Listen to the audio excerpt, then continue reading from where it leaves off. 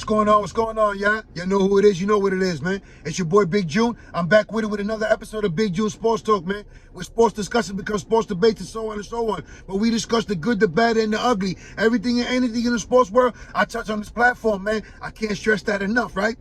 So, before I get this episode off, man, hit that like button, hit that subscribe button, hit the notification button so y'all know when I drop these joints. Like I just dropped the original Trailblazer Jackie Robinson episode. Y'all can check that. I just made a year as a YouTuber, and it's ironic that I'm dropping a Brooklyn Net episode when my first episode as a YouTuber was Kyrie versus the vaccine mandate in New York City. And you can check that out, and thank you for all the love and support and the feedback. And I will continue to drop these joints and trying to stay more consistent with it, right? As far as everything with the Brooklyn Nets, I'm going to get into that. Steve Nash firing, the James Harden fiasco, Kyrie, KD, Ben Simmons, everything, a little bit of everything I'm going to touch on right now, right? But before I do get this episode off, man, I know y'all been watching the World Series, and so far it's tied 2-2. You see what Philadelphia did, record-breaking as far as the World Series with the 5 home runs, and then the Houston Astros turned around and said, hold up, hold my beer, and then combined to hit for a no-hitter in the World Series. So it is what it is. It's been an amazing series so far and made a better team win, right? So be on the lookout for Game 5 tonight. And again, let the best team win, right? 3 games left to declare you champion for the Major League Baseball season, man. I know you got to be excited about that, right? As far as the NBA season, man, yeah, my Knicks, you know, took that L, kind of embarrassment last night against Atlanta, up by 15, end up losing by 15 or something like that. But it is what it is. It's still an early season. But as far as New York basketball, all eyes are in Brooklyn and have been on Brooklyn since KD and Kyrie agreed to become members of the Brooklyn Nets, right? So let me start off with Kevin Durant. Obviously, he picked Kyrie to be his running mate when they both agreed to become members of the Brooklyn Nets. So now everyone was excited, including your boy Big June, even though, you know, I was kind of bitter. You see the hat, so I was rooting they went to that side. But as far as them hooking up and leading Brooklyn for a championship, you know, everybody had to be excited about that, right? Including your boy Big June. So you see what happened. Saw the development, and then it had to be that Kevin Durant gave general manager Sean Marks his blessing in order for Steve Nash to become the next head coach of the Brooklyn Nets at that time, right? Now, if you remember back from my Smokers Lounge podcast days, before I changed the name to Big Junes, I did an episode called Spread Love the Brooklyn Way, where I discussed the hiring of Steve Nash and could those three coexist and make it happen and take the Brooklyn Nets to that next level. I mean, we all got the answer to that, right? Yes, they were competitive. Yes, they were the equation when it came to powerhouses as far as the Eastern Conference, right? But we all see Kyrie and KD never sustain a long relationship on the court as far as injuries and vaccines and this mandate or whatever the case might be that prevented Kyrie and KD from gelling how they need to be to taking the Brooklyn Nets to the next level. We all seen disappointment in the playoffs. Now, before I get into the James Harden, you already know that Kevin Durant had to give his green light, his seal of approval as far as James Harden becoming a member of the Brooklyn Nets, right? So you go back to the OKC ties, their days over there in OKC. Again, Kevin Durant gave general manager Sean Marks the blessings to go ahead with the trade for James Harden. But we all see how that imploded when James Harden forced his way out of New York, ended up in Philadelphia with that 1-2 punch with Joel Embiid, right? And I'm going to get into the Ben Simmons and the little bit of the James Harden trade and his time in Brooklyn, right? But let's focus on Kevin Durant. So then you request a trade during the offseason. So clearly you showed that you don't really have what it takes to be a leader. As far as corralling the team, getting everyone together, rallying the troops. Let's stay focused. Let's stay with the agenda at hand, and that's becoming an NBA champion, right? So when the going gets tough, he gets going because you requested a trade. You know, you made it be known that it was either you, Steve Nash, or the general manager. Both of them or one of them had to go in order to keep you happy, to keep you in the Brooklyn Net jersey, right? So you were the one who picked Kyrie, to be your running mate. with all the headaches, the earth is flat, his crusade against the vaccine mandate in New York City, which I applauded and stand with him and still do to this day. But everything surrounding Kyrie, is it conspiracy? Is whatever happens, he's always in the spotlight. And it seems that he's always in the spotlight for all the wrong reasons. And it's never for his play on the basketball court. So with Kyrie and everything that's associated, his baggage, knowing what it was, you add James Harden into the mix, right? So let me get into Kyrie for a second. You know, vaccine, the mandate, missed substantial games at home, on the road in New York against the Knicks, and in certain different states and cities that had that vaccine mandate, which affected the team, the camaraderie of the team, the rapport of the team, the chemistry of the team. I mean, I could keep going and give you different words, but you understand the meaning of what was going on, right? So now to this day, you have guys like Stephen A. Smith, Mike Lupica, calling out calling out Kyrie by different names, clowns, fool, bozo. Any word associated with Kyrie this day is derogatory, right? Yet he still is a top 20, top 25 player when healthy, when focused, when allowed to play basketball. So, Kyrie playing for an extension. Are his days as a member of the Brooklyn Nets, are his days over? Are they numbered? Could they swing a deal at the deadline? Because there's no lock, especially now with the new video that supposedly Kyrie's in support of with the anti-Semitic. So, if you're the owner of the Brooklyn Nets, are you looking to part ways with Kyrie ASAP? Or could you wait to swing a deal at the deadline to see if you get a sweeter pot, knowing that his play do the talking as far as, you know, building up his trade chip, his value, right? Even though it is Kyrie Irving we're talking about.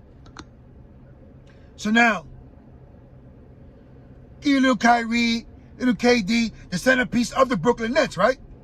From day one with the signing. I mentioned to spread love the Brooklyn way. I questioned whether Steve Nash was the man for the job, to lead the way. Without the experience, without that voice. In a locker room with Kyrie, with Kevin Durant. And as soon as the hire was mentioned, you know, Kyrie was already with the quotes as far as we don't need to be coached on the court. We could coach ourselves.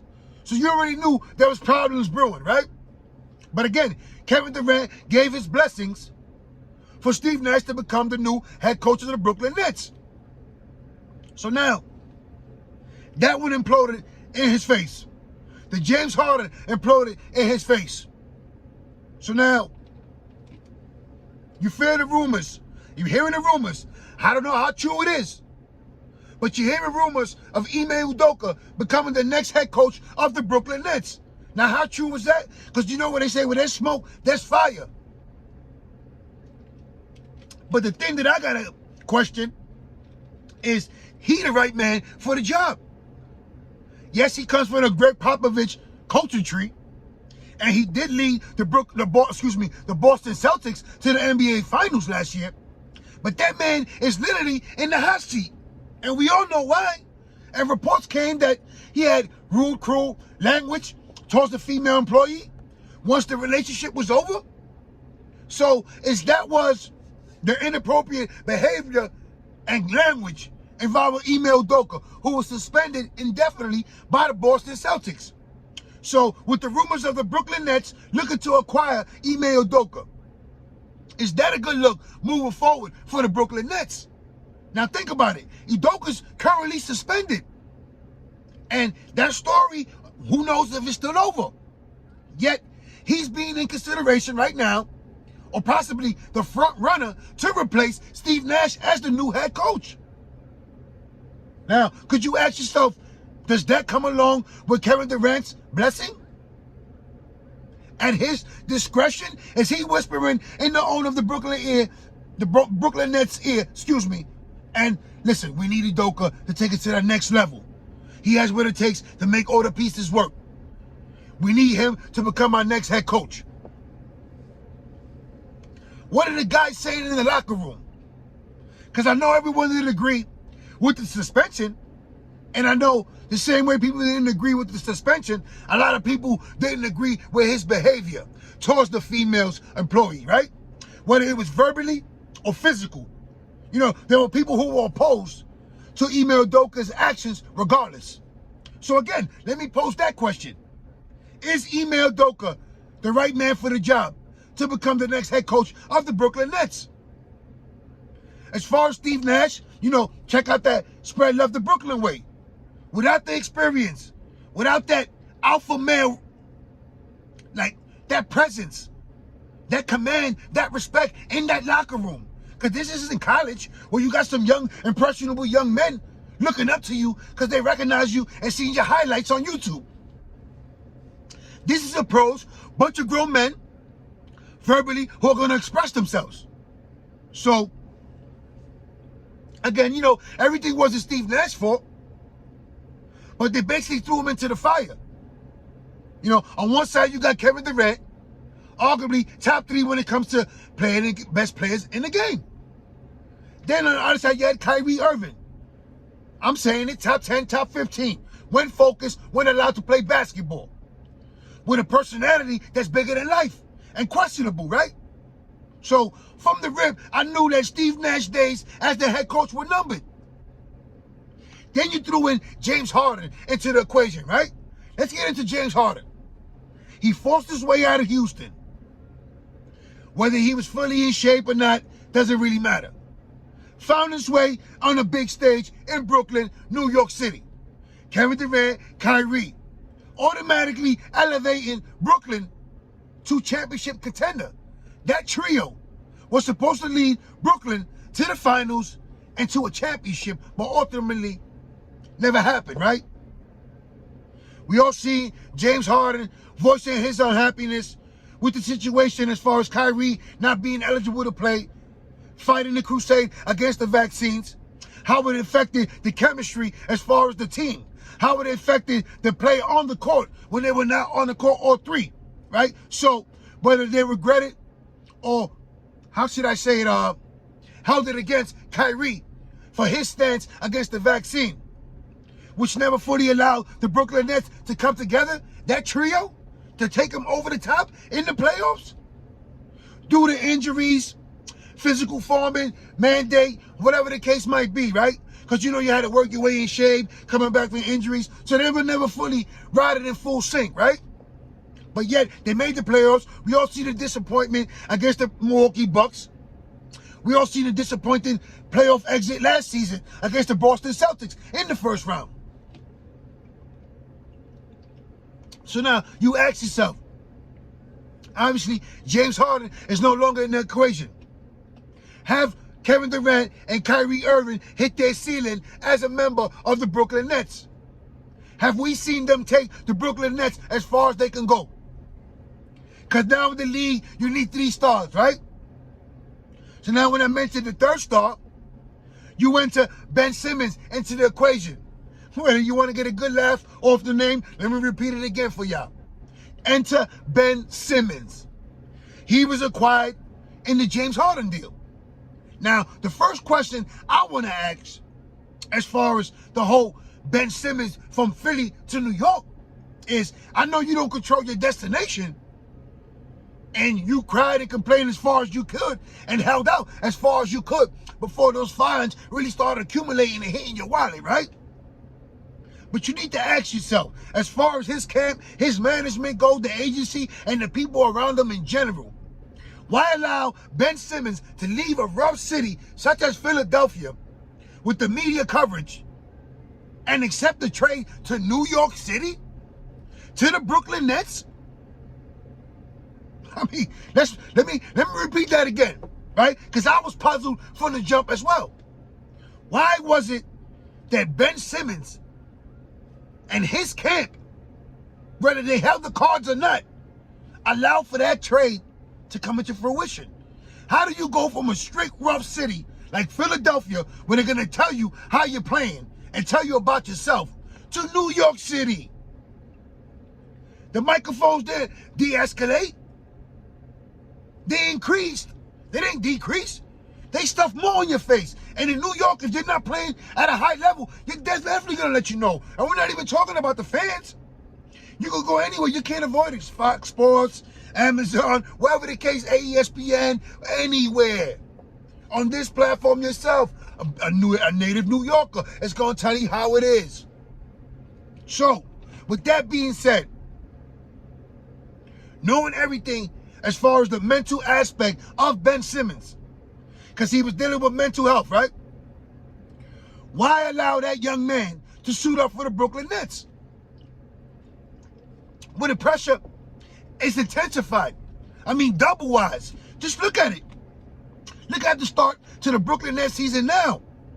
Steve Nash fired. Everyone's seeing, dissecting Ben Simmons play on the court. Him being timid. Him not being active. Not aggressive enough. Scared to shoot free throws. Where's his form?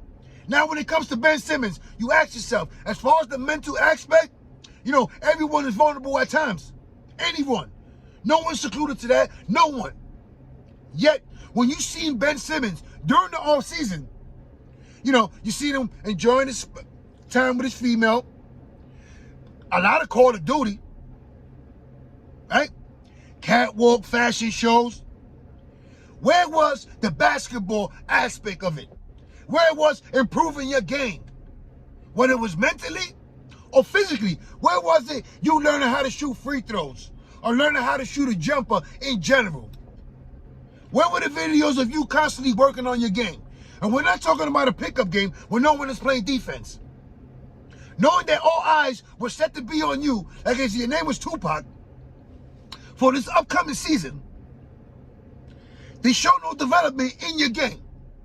You show that you haven't gotten over whatever it was in Philadelphia. You're still timid. You're not aggressive enough. And eventually, it's going to doom you. Because come playoff time, or come when it's time for playoff seeding, and they need that third star to step his game up. Could they rely on Ben Simmons? Now, I know it's early in the season, and I agree that, you know, a lot of people should cut him some slack. Give him some time. Or like Kyrie said, give him some fucking time. Before he actually gets into game shape, basketball shape. But if your mind ain't right, it really doesn't matter any physical attributes you have. Now, will the real Ben Simmons please stand up? I mean, what are we going to see moving forward from Ben Simmons? And ultimately, will that doom the Brooklyn Nets season? It's a lot of uncertainty right now as far as who's going to become the next head coach. Will Ben Simmons finally step up? Will Kyrie shut up and play basketball? Is KD content? Is he happy out in Brooklyn? I mean, it's like a never-ending circus over there. And that's no pun intended. It is what it is. But as far as, you know, Ben Simmons, could he handle this pressure that's going to come if he continues not to play at a level that we're accustomed to seeing him play? This is New York City. The media will swallow you alive. And he has to know that. So again, it's like I was, you know, puzzled from the beginning and didn't understand how did Ben Simmons end from Philadelphia to Brooklyn, of all places, if he's mentally fragile the way they say he is. Now, you don't see him developing his game. He's not working on his game. Wouldn't it have been wiser to have him in a small market team where he could just blend in and go about his business?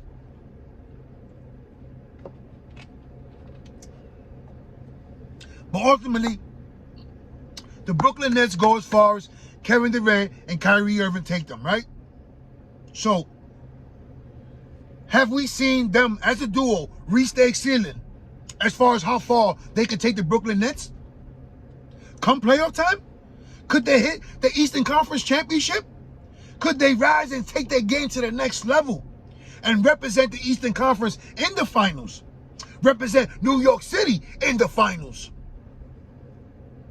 I mean, we never know. As far as the bench, you know, it's a couple of pieces that, you know, make you scratch your head, and there's a couple of pieces that you get excited about. The return of Joe Harris and a couple of other pieces should be a boost as the season progresses, right? But like I said about the New York Knicks and Tom Thibodeau, is whoever's the head coach, the interim coach was Jack Vaughn, has to let some of these young boys play, like Cam Thomas, right? You never know what you have in the player unless you give him that time. So, you know, it's more pressure on the Brooklyn Nets than my New York Knicks as far as the making the playoffs and making a statement in the playoffs. But make no mistake about it. Right now, it's a lot of uncertainty surrounding the Brooklyn Nets. Pressure bust pipes. Hopefully, Ben Simmons does rise to the occasion. Hopefully, Kyrie and KD can rediscover their magic and lead Brooklyn to a top 3 seeded in the Eastern Conference and be considered serious contenders for the NBA championship, right? You know, that's the hometown, so I'm always going to show love to Brooklyn. That's the hometown, man. Before I get out of here, man, all my family and friends in New York, stay safe, stay sharp, stay blessed, stay alert. All my family and friends in the pen, man, that day coming, man. Perot can't hold y'all forever, man. I'm out of here, man. One.